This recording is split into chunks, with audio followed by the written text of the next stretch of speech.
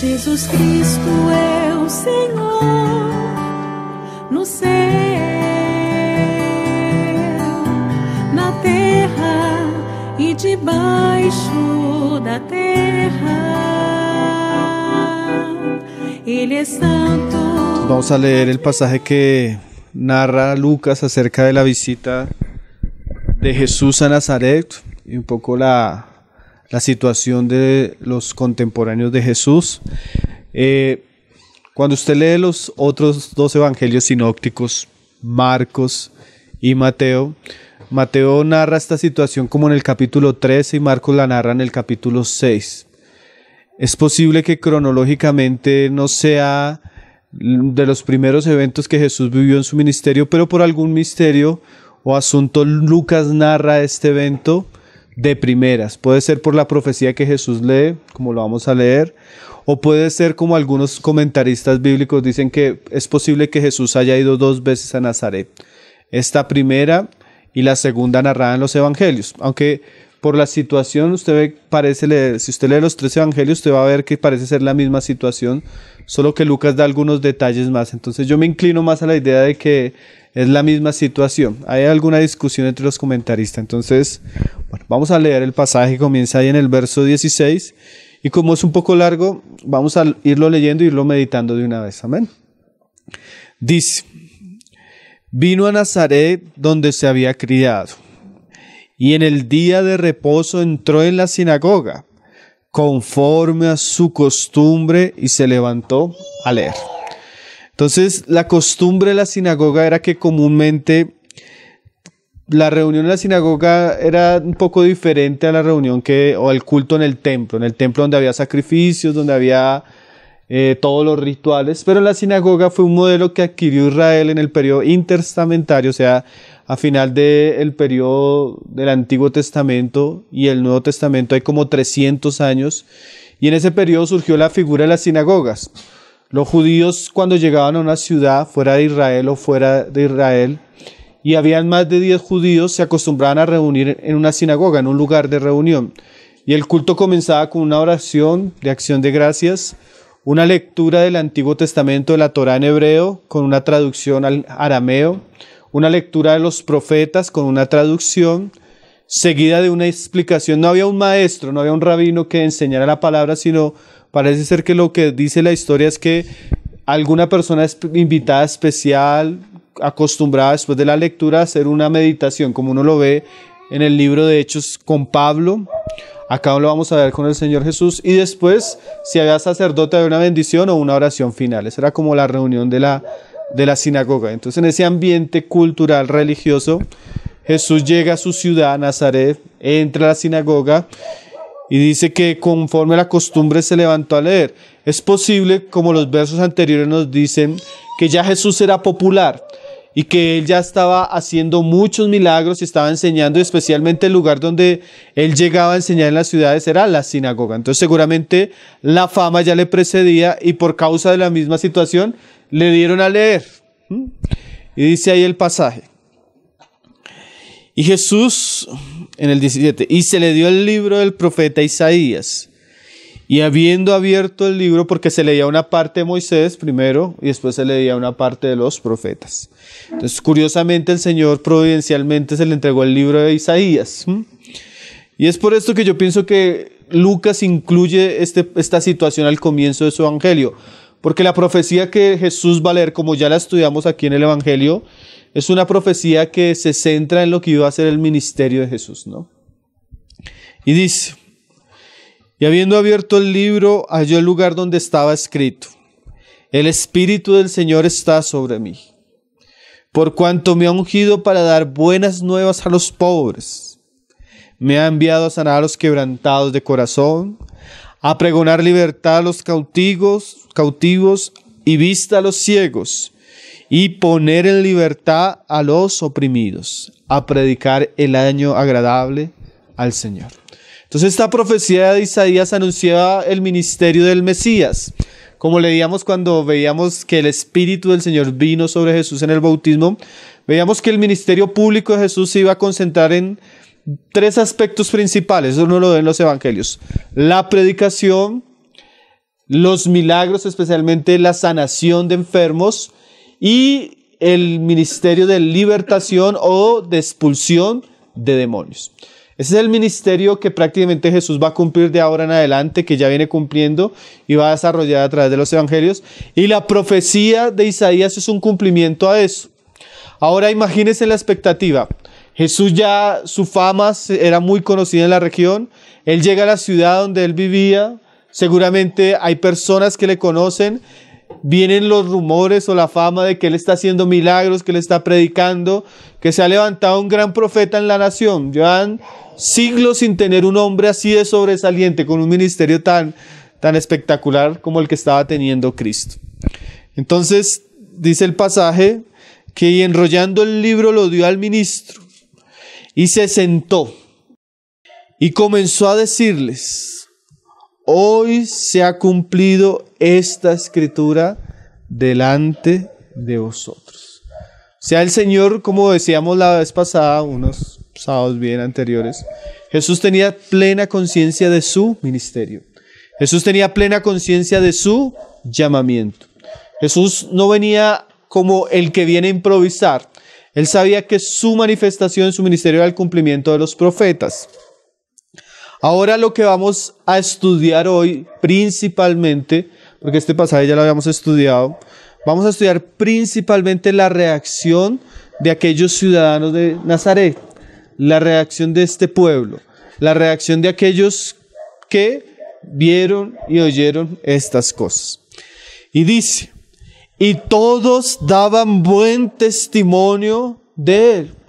O sea que parece ser que las personas que estaban ahí le conocían y daban buen testimonio de él. O sea, estos pasajes nos dan a entender que Jesús vivió una vida en Nazaret siendo conocido, no tuvo algo de lo que sus compatriotas le acusaran, sino que él tenía buen testimonio. Y dice: y estaban maravillados de las palabras de gracia que salían de su boca. O sea, además de dar buen testimonio de él, les asombró bastante lo que comenzó a hablar Jesús. Las palabras que él hablaba para ellos fueron un asombro. Y decían: ¿no es este el hijo de José? Ahora Jesús comienza a responderles de una manera bien fuerte. Lo que vamos a leer no lo entenderíamos, aunque está ahí en el texto, si no tuviéramos los sinópticos. Entonces vamos a ir a los sinópticos y vamos a entender por qué Jesús les responde de cierta manera y toma una actitud contra ellos. Porque esa palabra que ellos dicen, ¿no es este el hijo del carpintero?, incluye, como vamos a leer, un espíritu de incredulidad y un espíritu de indisposición, a pesar de que estaban viendo y reconocían la gracia de Dios en Cristo. Entonces vamos a leer los pasajes de Mateo en relación a esto. No pierda Lucas, porque vamos a estar entre Mateo, Lucas y Marcos. Dice ahí en Marcos 13:54. Perdón, Mateo 13:54. Y venido a su tierra, les enseñaba en la sinagoga de ellos, de tal manera que se maravillaban y decían: ¿de dónde tiene sabiduría y estos milagros? ¿No es este el hijo del carpintero? ¿No se llama su madre María y sus hermanos Jacobo, José, Simón y Judas? ¿No están todas sus hermanas con nosotros? ¿De dónde pues? Allá comienza a haber un tono bien extraño, ¿no?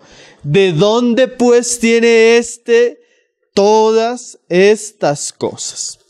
Entonces hay algo que la mayoría de comentaristas comienzan a notar en estos pasajes. Y claro, la reacción de Jesús y cómo se desarrolla el pasaje, pues nos muestra claramente. Jesús, lleno del Espíritu Santo, estaba haciendo milagros, estaba haciendo señales en todas las aldeas, las ciudades alrededor, estaba predicando, estaba expulsando demonios, estaba sanando enfermos. Llegan de ellos, comienzan a enseñar y ellos se dan cuenta de la gracia que Dios estaba operando en Cristo. No solo la sabiduría, sino que dicen que de dónde tiene esta sabiduría y de dónde tiene este poder. Y uno comienza a notar, por las palabras de Jesús, que en ellos esa admiración los llevó a la incredulidad. Y es un asunto muy extraño, que la admiración lleve a la incredulidad. Y ahí uno comienza a sumar unos factores que vamos a notar que pueden ser perjudiciales y que nos enseñan a nosotros y nos muestran el estado de los contemporáneos. Y lo primero que resaltamos es la frase que ellos dicen ahí en el 54, que dicen: ¿de dónde tiene esta sabiduría y estos milagros? Ahora, ¿por qué ellos preguntan de dónde tiene? Porque ellos le conocían. Ellos sabían que era el hijo del carpintero. Ellos sabían que no habían ido nunca a una escuela rabínica. Ellos sabían que no había sido instruido en la ley como Pablo a los pies de Gamaliel. Entonces ellos comienzan a ver, pero este Jesús era el hijo del carpintero. Si hasta jugábamos seguramente. Yo conozco a los hermanos. Yo fui amigo de las hermanas de él. Entonces la situación natural, al ver ahora a ese Jesús que era un hombre común, hablando cosas maravillosas y haciendo milagros, los lleva a una situación a ellos de incredulidad. Y es muy extraño, pero eso sucedió. Entonces a veces la familiaridad en una persona puede llevar a sus contemporáneos a incredulidad y, como vamos a leer, a envidia. Porque imagínense, póngase a pensar que los que estaban tal vez ahí, que eran religiosos de 60 años, 70 años estudiando toda la ley, y cuando hablaban no tenían la misma sabiduría. Cuando oraban no operaban los mismos milagros. Y entonces el profeta de la ciudad comenzó a ser menospreciado por su naturalidad o por su ambiente natural, de donde venía. Decía un hermano: la envidia, su origen humilde, su familia común y el contraste con todo lo que estaba viviendo llegó a ser un tropiezo para los contemporáneos. Dice otro hermano: la familiaridad engendró desprecio. Dice otro hermano: frecuentemente la fuente de esta falta de honor se encuentra en la envidia. Entonces póngase usted a pensar, hagámoslo, algo más natural. Tenemos un grupo de hermanos, todos llevamos años conociéndonos, todos, y de un momento a otro el Espíritu comienza a operar en un hermano y comienza a usarlo de una manera maravillosa. Y todos comenzamos a dar cuenta: oye, el hermano está haciendo y hablando cosas maravillosas. Y eso que es precioso puede generar la pregunta en algunos, porque nuestra tendencia carnal de ser: ¿y por qué el hermano? ¿No era acaso el hermano que antes vivía, hacía estas cosas? ¿No era que tal vez, quién es para creerse que puede predicar entre nosotros? Y comienza a generarse un ambiente de algo que podría ser bueno, el corazón carnal lo vuelve malo. Corazón de envidia. Y la familiaridad: ¿yo acaso no conozco al hermano dónde vive? No sé dónde trabaja, yo conozco a la esposa, cómo trata a los hijos. Y a veces esa naturalidad y familiaridad puede empañar algo que es glorioso y precioso. Y así le sucedió a Cristo. Siendo de la ciudad, por causa de ser de la misma ciudad, eso llevó a sus contemporáneos a menospreciar el llamamiento y lo que él estaba haciendo delante de ellos. Hay un pasaje que nos ilustra esto. Ustedes conocen la historia de José y sus hermanos, los hijos de Jacob. Y José tiene un sueño. Eso es tremendo, hermano. Y José se ve que Dios está recogiendo unos espigas, sí. Y ve que hay dos espigas y la de él, hay una que crece más y la otra le hacen reverencia. Y él le cuenta el sueño a los hermanos y ellos lo entienden. Y eso que comienza a generar es desde un asunto de admiración. Oye, ¿el Señor va a levantar uno entre nosotros? No. ¿Eso qué generó? Envidia. Y además el Señor le da otro sueño. Sueña con el sol, sueña con la luna y 11 estrellas. Y que se inclinan delante de él. Y los hermanos entienden. Y hasta su papá meditaba en el asunto. ¿Acaso nosotros nos inclinaremos delante de tuyo? Y no sabían que eso iba a ser una bendición para ellos. Pero la carne, hermano, la envidia, la codicia, a veces puede jugarnos una mala pasada y llevarnos a ser incrédulos y aún adversarios de lo que el Señor está haciendo. Y debemos tener mucho cuidado porque esas cosas nos enseñan, ¿no? Como algo que es precioso, como lo que estaba viviendo la ciudad, se volvió algo contrario, ¿no? ¿Quién es este que no ha estudiado? ¿Quién es este que es el hijo del carpintero? Y lo llevó a tener un espíritu extraño. Y dice el verso 57, y se escandalizaban de él. La familiaridad produjo desprecio. El hecho de que la misma gente le conoce. Hay cosas, hermanos, que producen desprecio y a veces la gente se cierra a ciertas cosas. Bueno, nosotros hemos tenido experiencia. A veces llegamos a una ciudad y los hermanos no nos conocen. Llegamos por esos arreglos del Señor a una ciudad invitados, pero no nos conocen. Cuando uno se baja al aeropuerto, los hermanos lo ven y uno, lo primero que le preguntan, hermano, ¿usted qué edad tiene? Y uno comienza a ver que por esas cosas naturales la gente comienza a cerrar su corazón. Y comienzan a decir, hermano, pero un hermano tan joven. Y uno dice, bueno, es verdad. Pero pongas a pensar, Jesús tenía más o menos nuestra edad, hermano. Entonces para otros era una persona joven. Pero esas cosas a veces cierran e indisponen el corazón de las personas. Y esa actitud comienza a cerrar los oídos. Y a veces cosas naturales. Yo he escuchado, bueno, es que es una cantidad de tonterías que uno dice, hermano, ¿por qué? No, es que usted no ha visto cómo se viste. ¿Qué tiene cómo se viste? No hay cómo el Señor le da gracia, no hay cómo el Señor le da sabiduría. Entonces a veces menospreciamos y nos cerramos por cosas que no deberíamos cerrarnos, ¿no? Ahora, otra cosa que los hermanos resaltan mucho, y es el peligro de que nos familiaricemos con algo que es glorioso, hermanos. Eso a veces lleva a nuestro corazón a menospreciar las cosas verdaderas. Como siempre tenemos palabra, como siempre nos reunimos, como es el hermano que se vuelve tal vez mi amigo, comenzamos a perder la dignidad de las cosas que vivimos, hermano. Comenzamos a menospreciar la palabra, la autoridad, cosas que son preciosas. ¿Por qué? Porque como ya somos familiares, ya vivimos cerca, comemos juntos. Entonces ya como que las cosas que son valiosas pierden su valor. Entonces lo familiar le quita el peso de gloria a lo que es glorioso. Tanto que uno ve casos en el Antiguo Testamento como el ejemplo de María y Aarón, que comenzaron a murmurar contra su hermano. ¿Porque era qué? Su hermano. Pero no se dieron cuenta que su hermano era el que Dios había escogido para darle libertad a Israel. Entonces en esa familiaridad no se dieron cuenta que estaban murmurando contra una autoridad, ¿no? Y el Señor trató seriamente eso. Entonces a veces la familiaridad hace que nosotros perdamos de vista la gloria de ciertos asuntos, hermano. Y nos pasa el espíritu de Nazaret, que rechazamos el mensaje a Cristo y las cosas que el Señor nos está dando solo porque se vuelven, ¿qué? Familiares. Entonces debemos tener cuidado con ese asunto, ¿no? A veces cuántas cosas se nos vuelven familiares y aunque son familiares son gloriosas. La misma reunión puede volvérsenos familiar y perder su sentido de gloria, siendo algo glorioso. Decía el hermano Ernesto Trenchard, él decía, Nazaret era el pueblo más privilegiado del mundo, pues allí vivió el Hijo de Dios. Pero cuando les anunció el Evangelio, rechazaron tanto el mensaje como el mensajero. Entonces a veces los privilegios, hermano, ponen una responsabilidad en nosotros. Imagínate que esta ciudad era la ciudad del profeta. Y fue la ciudad que le rechazó.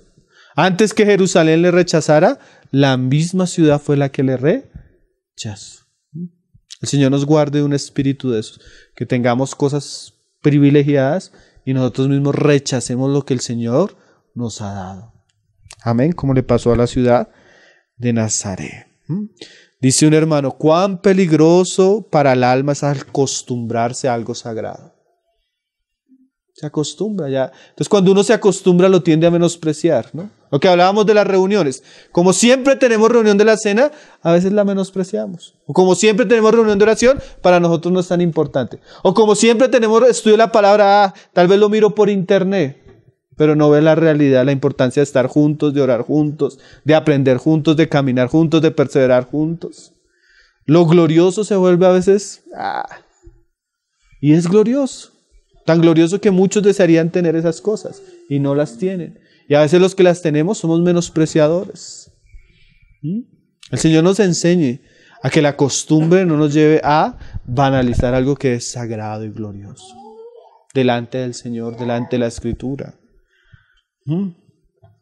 Dice William Barclay, a veces estamos demasiado cerca de la gente y no vemos la grandeza de las cosas. Egidio Goyay decía, en la religión la familiaridad genera el desprecio, generalmente a causa de la envidia. Entonces el contraste para Nazaret fue difícil de superar. Como el hijo del carpintero era el gran profeta. Como el hermano de las estas y hermano de los fulanos venía y estaba haciendo tantos milagros. Y eso causó que ellos tropezaran en Cristo. En vez de creerle, recibirle, tropezaron en esa realidad. Tanto que mire lo que dice Marcos en relación a esta situación. Marcos 6, verso 6.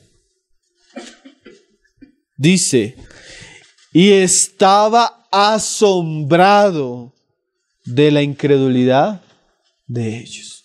O sea que la actitud de incredulidad de sus contemporáneos causó asombro para el Señor. O sea, para él fue increíble que sus contemporáneos, aquellos donde él vivía, fueran tan incrédulos, ¿no?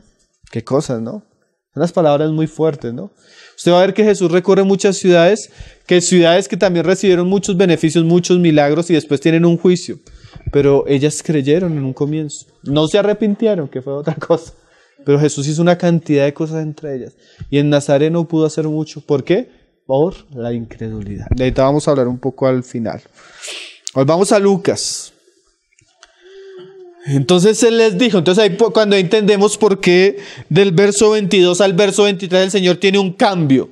Lee la profecía, ve la actitud de ellos al decir, no es este el hijo del carpintero, porque esa actitud, como decíamos en los otros pasajes, muestra una envidia que hubo en el corazón de ellos, muestra una incredulidad que hubo en el corazón de ellos, y entonces ahora el Señor viene a exhortarlos con una palabra fuerte a ellos. Dice ahí en el verso 23. Él les dijo, sin duda me diréis este refrán, médico, cúrate a ti mismo. De tantas cosas que hemos oído que se han hecho en Capernaum, haz también aquí en tu tierra. Y añadió, de cierto os digo que ningún profeta es acepto en su propia tierra. Entonces él les dice, ahora me diréis, médico, cúrate a ti mismo. Era un refrán que se usaba en la época, para referirse que él debería hacer primero los milagros y las señales aquí, o sea, en Nazaret, en el lugar donde él estaba. Pero él responde, no hay profeta sin honra en su propia tierra. Mira lo que quiere decir eso, y eso muestra esas actitudes que nosotros tenemos en el corazón. A veces es mucho más fácil creer a los que están de afuera que a los que están adentro. Yo a veces he llegado a varias ciudades y he tenido esa experiencia en varios lugares que me dicen, hermano, si nosotros hubiéramos predicado eso aquí, la gente no lo hubiera recibido. Pero Dios lo envió a usted para que hablara eso y lo pudieran recibir.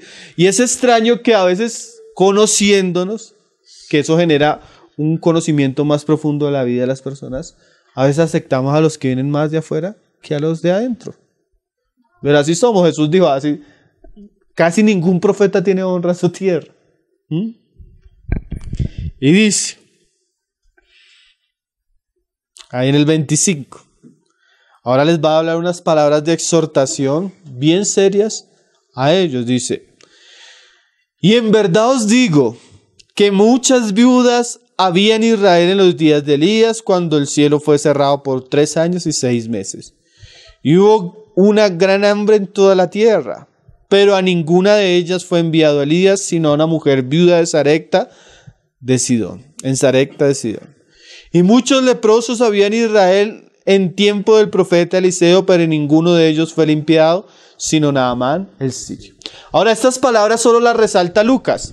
Es posible que Lucas solo las resalte porque de todos los evangelistas él es el único que es gentil. Ni Mateo, ni Marcos, ni Juan son gentil. Entonces, Lucas le llama la atención que el Señor use estas dos historias para mostrar dos realidades. Una, que Dios no trabaja en la incredulidad de su pueblo. Y que Él prefiere enviar sus bendiciones, sus gracias y su salvación a extranjeros leprosos y a viudas que a un pueblo duro de corazón e incrédulo. Y eso iba a ser una figura porque Israel rechaza el Mesías y el evangelio del Mesías sale para toda la tierra. A salvar leprosos, a salvar viudas, a salvar pecadores. Y eso muestra también una realidad tremenda. Cuando hay incredulidad, hermanos, cuando hay dureza de corazón, cuando hay un mal ambiente, es posible que el Señor no pueda, es posible que el Señor no pueda hacer nada entre nosotros. La incredulidad, hermanos, rechaza el ambiente hostil, el ambiente de orgullos, de envidias, hace que las bendiciones del Señor fluyan para otros lugares y no para el lugar donde tal vez el Señor quería que llegara, ¿no? Las palabras del Señor nos muestran que una audiencia incrédula y escéptica nunca recibirá las gracias divinas. ¿Qué cosas? Dios da dos ejemplos bien fuertes. Un leproso. Un leproso para un judío era un hombre inmundo, un hombre que no podía estar en la ciudad. Una viuda, que también en la época eran las mujeres muy menospreciadas. Imagínate lo que le dice el Señor a Israel, a los judíos, en la sinagoga. Dios muchas veces manda su bendición de los leprosos y de las viudas. Y a ustedes no les muestra nada. Esas son palabras muy fuertes, ¿no? Son palabras muy serias para un pueblo que era tan celoso. Tan fuertes y tan serias que procuraron la ira y la rabia de los que le oían. Dice el verso siguiente. Al oír estas cosas, todos en la sinagoga se llenaron de ira. Imagínense, comenzaron admirados. De la admiración pasaron a la envidia y de la envidia a la incredulidad. Jesús pasa de enseñar a confrontar. Y ellos después de la confrontación pasan de la envidia a la ira y a la persecución. Entonces eso también nos enseña. Muchas veces la verdad no es bien recibida por los hombres. Generalmente la verdad no es bien recibida por los hombres porque la verdad expone la situación del corazón. Se llenaron de rabia y de ira. Pablo le decía a los Gálatas, me he hecho vuestro enemigo por decirles la verdad. Entonces aquí Jesús, por decirles la verdad a ellos, se volvió su enemigo. Se llenaron de ira y de rabia, dice el pasaje. Y dice, y levantándose, le echaron fuera de la ciudad. En realidad Jesús se fue, pero ¿por qué se fue? Porque le echaron fuera, hermanos. Y le llevaron hasta la cumbre del monte sobre el cual estaba edificada la ciudad de ellos para despeñarlo. O sea, no solo le echaron fuera, sino querían matarle. De una manera maravillosa y milagrosa el Señor pasa en medio de ellos y no les sucede nada. Pero eso que nos puede mostrar, nosotros podemos pasar de admirar a perseguir, a odiar, a atacar, ¿no? ¿Cómo el corazón del hombre puede ser tan variable? Señor, nos guarde. Y dice, mas él pasó por el medio de ellos y se fue. Mateo 13, verso 58, narrando posiblemente el mismo episodio o un episodio posterior, que yo creo que es el mismo episodio en realidad. Mira lo que dice Mateo el pasaje.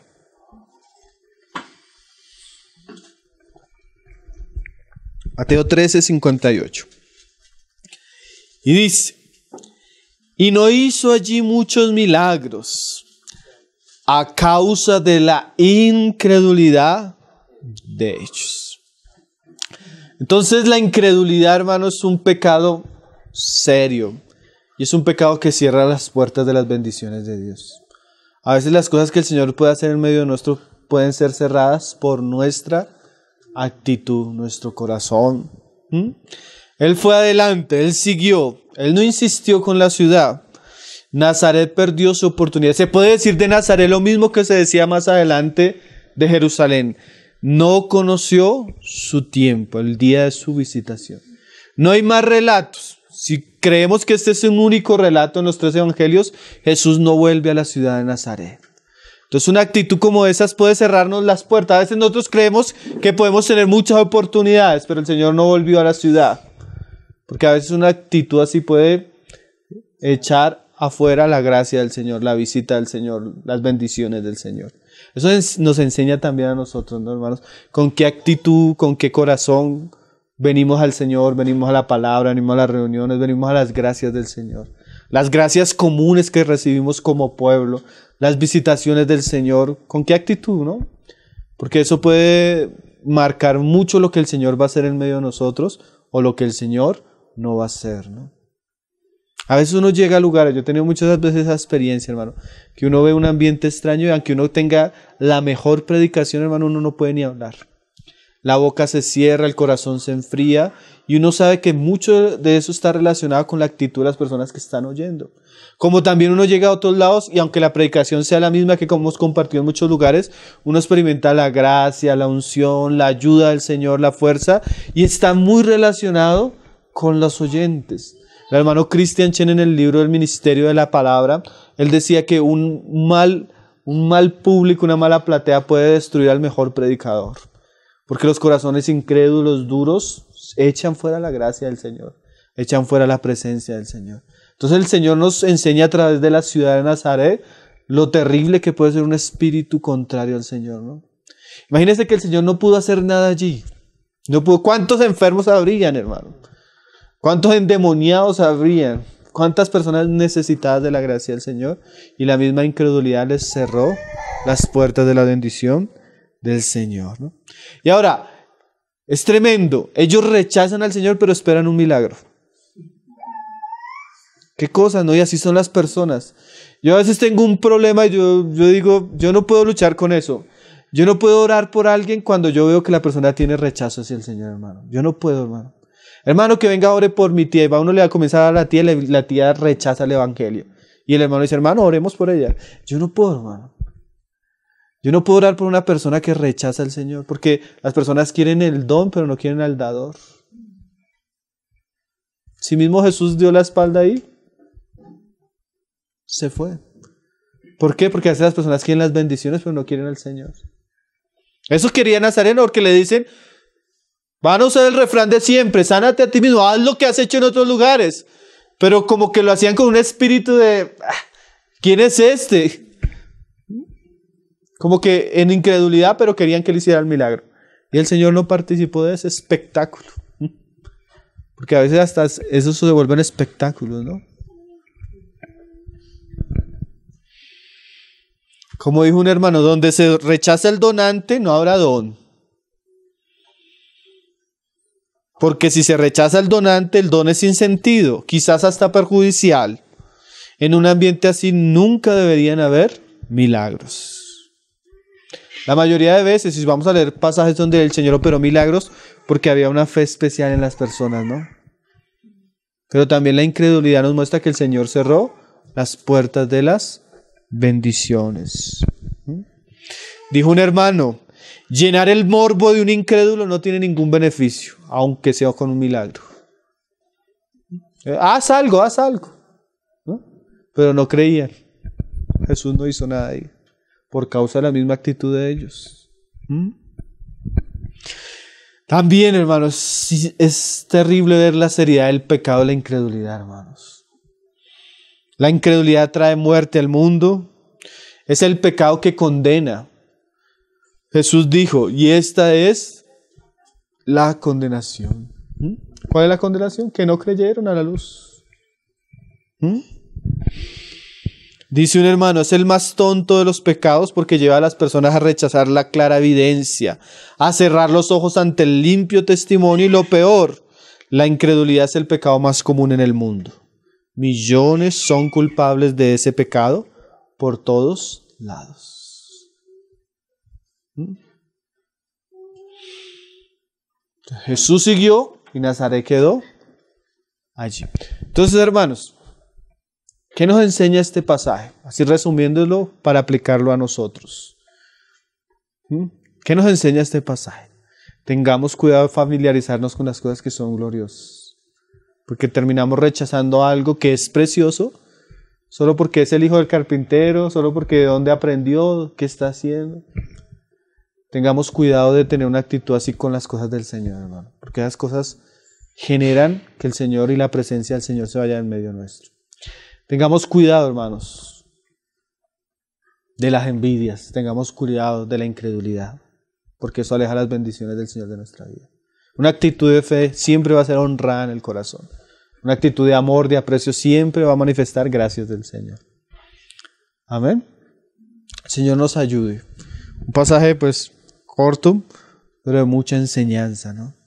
Que el Señor pueda seguir trabajando en medio nuestro y en medio de muchos lugares. Que el Señor pueda llevar su bendición, su palabra, su gracia a muchos lugares. Y el Señor nos guarde del espíritu de los ciudadanos de Nazaret, que cerraron las puertas del cielo de las bendiciones y se volvieron perseguidores de la verdad.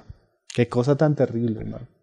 No solo rechazaron, sino se volvieron odiadores. Casi mandan al Señor por un barranco, solo que no era el tiempo del Señor. Entonces, bueno, vamos a dejarlo hasta ahí, vamos a orar, vamos a darle gracias al Señor y vamos a meditarlo juntos. Entonces, la visita de Jesús a Nazaret y la incredulidad de sus contemporáneos. Padre, te damos gracias por tu palabra, Señor. Tu palabra que siempre es viva, que siempre es buena, que siempre es útil, Señor. Señor, no queremos ser como aquellos que rechazan tu nombre, Señor. No queremos ser aquellos que tropiezan contigo, Señor. No queremos ser aquellos que se escandalizan, Señor. Ayúdanos, Señor, a poderte honrar, a poderte creer, a poderte seguir, Señor. Ayúdanos, Señor, para que tú puedas operar, Señor, todas aquellas cosas que tú has prometido hacer en medio nuestro, Señor. Que puedas hallar en nosotros un ambiente, Señor, como Betania, como otros lugares donde tú hacías cosas maravillosas, enseñabas cosas preciosas y considerabas a aquellas personas tus amigos, Señor. Encontrabas un lugar donde eras amado y tú podías amar a muchos, Señor. Nosotros queremos ser así, Señor. Queremos que tú halles cabida en nuestras casas, en nuestra comunión, que tú seas amado en medio nuestro, Señor. Y que también tú puedas manifestar tu amor, tu buen placer en medio nuestro, Señor.